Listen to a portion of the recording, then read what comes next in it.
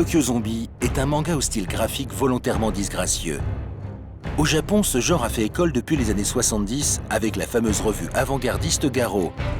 Réalisé entre 1998 et 1999, Tokyo Zombie de Yusaku Hanakuma imagine bien avant le film Land of the Dead de Romero un monde envahi par les morts vivants, où la société des survivants se divise entre riches tyranniques et pauvres réduits en esclavage. Entre zombies, coupe afro, répliques à la South Park, combats de jujitsu et caricatures sociales, l'auteur signe une histoire déjantée à l'humour noir omniprésent et souvent très efficace. Pour le bonheur des fans, tous les clichés du genre se voient ici parodiés, mais le dessin cantonnera malheureusement cette histoire aux seuls amateurs de manga alternatifs.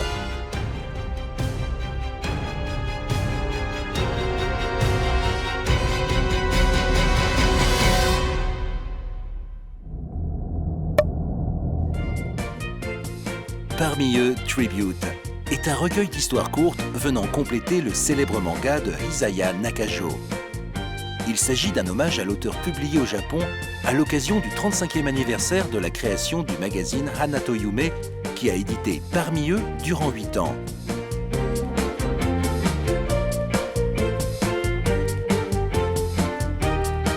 Il prend comme point de départ l'univers et les personnages de Parmi eux, mais revu et corrigé par 6 artistes. On retrouve aussi bien des inconnus, dont c'est la première expérience, que des mangaka plus confirmés, comme par exemple Kazuko Furumiya, auteur de Bloody Kiss. Ces artistes jouent donc avec Mizuki, Sano, Nakatsu et les autres pour garantir encore plus de fanservice. Une jolie idée pour un bel hommage.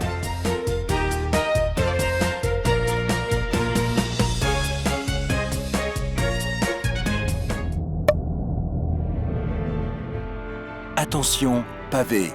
Après les 1000 pages de l'imposant Sabu Eiichi, Kana propose un autre classique du manga, Kamuiden, qui s'étalera sur 3 tomes de 1500 pages chacun. Une belle occasion pour découvrir Sanpei Shirato, un auteur incontournable dans l'histoire du manga Gekiga, ses grands récits de samouraï ou de ninja. L'histoire se déroule dans le Japon de l'ère Edo. Nous suivons la vie de 3 jeunes gens, un ninja, un paysan et un fils de guerrier. À travers le destin de ces personnages, l'auteur propose un récit militant, dénonçant le système des castes, faisant l'éloge de la virilité. Il faut dire que ce manga a été publié dans la revue d'avant-garde Garo, dont il fut la première série régulière. Très marqué par les mouvements contestataires des années 60, Sanpei Shirato se sert de son manga comme d'un manifeste pour dénoncer les inégalités sociales.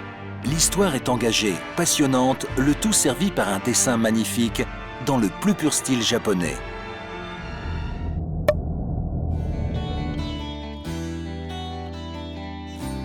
Yusei Kurusu est une sorte de vampire.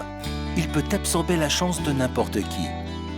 Il ne le fait pas pour lui, mais pour sa fille qu'il a eue très jeune. Cette petite s'avère condamnée et notre héros doit la nourrir de chance. Ainsi, lorsqu'il arbore un style de papa gâteau dans la vie de tous les jours, Yusei travaille en réalité comme un assassin. Ses contrats, il les remporte d'une manière aussi ingénieuse que cruelle. Le Lug Stealer, comme on l'appelle dans le milieu, dérobe la chance de ses victimes et les laisse se tuer elles-mêmes par maladresse. Publié dans la collection Shonen Up de Kazemanga, ce titre propose un concept étonnant. Le lecteur est vite captivé grâce au pouvoir du héros. Ce vol de chance entraîne des situations hallucinantes pour ceux qui en sont victimes. On espère que le rythme restera le même dans les volumes suivants.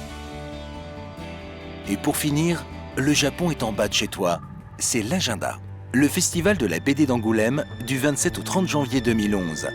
Le manga ne fera pas partie des oubliés avec une thématique sur le shoujo et une invitée prestigieuse, Ryoko Ikeda, l'auteur de Lady Oscar.